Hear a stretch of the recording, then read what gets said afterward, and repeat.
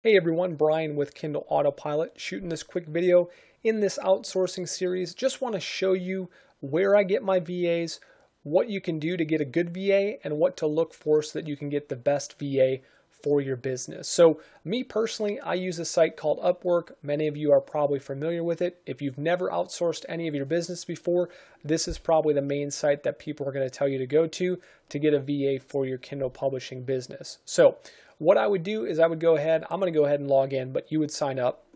I'll go ahead and log in here with my details and then let you know what you're going to be looking for. So everything is going to be pretty much the same once you actually sign up. So what you're going to want to do is hit this green button that says post a job. I go with part-time or short-term work. I'll select that.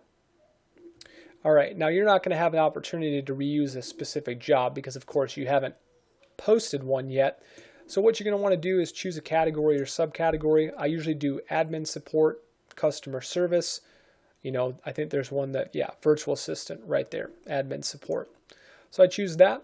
You'll put the name of the job posting, and then you're going to want to go ahead and put in the description of the work that you're going to want the VA to do. Now, I use an actual template that looks very professional, that actually shows what my values are and what I want to accomplish in my business.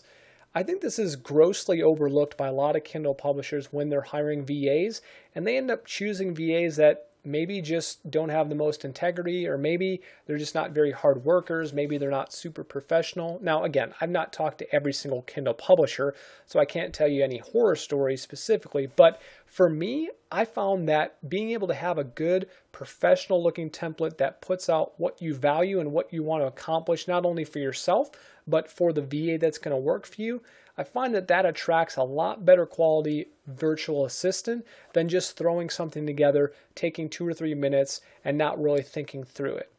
So I go ahead and use a template. I will give you guys a link in this video to that template to use so you guys can go ahead and at least get some ideas for what you can look for. And then I usually do an ongoing project. I want to hire one freelancer. Sometimes I put more because I'll end up getting more applicants, and that helps you. You don't have to hire more than one. It just helps you get applicants. The skills that you can enter, this is optional, but sometimes I'll put Kindle Publishing, Amazon, virtual assistant, just things that are potentially related to the job. Rate and availability. Now I pay by a fixed price. The reason why I do that is because sometimes if you're paying by the hour, you don't really know how much is getting done in that hour. When you go with a fixed price of, $1 or $2 per each task or whatever you come to, your employee or your VA is going to get paid based on the work that they actually do, not the perception of the work that they're doing, okay?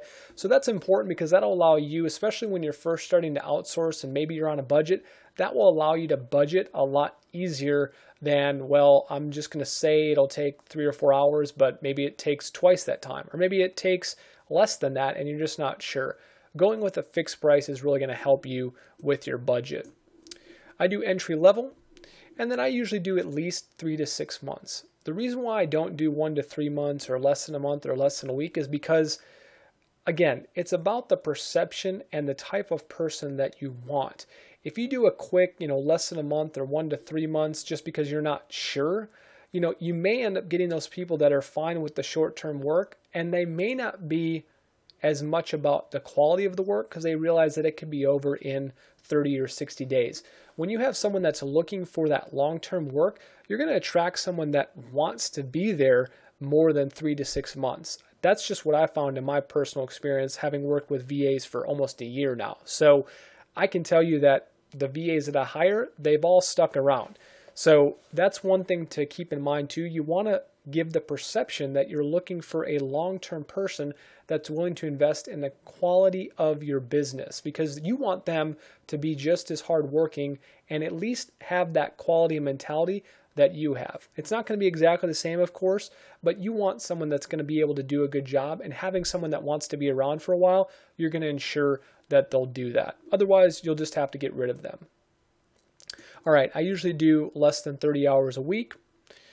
I don't mess around with the freelancer preferences. If you have preferred qualifications, you can do that. And then for the screening questions, I usually ask something along the lines of, have you ever worked with Kindle Publishing before? Do you have, multiple Amazon accounts to do promotion and do reviews? Do you currently work with any Kindle publishers? I tend not to hire a lot of VAs that are working with other Kindle publishers, because I feel like it's a conflict of interest at a certain point.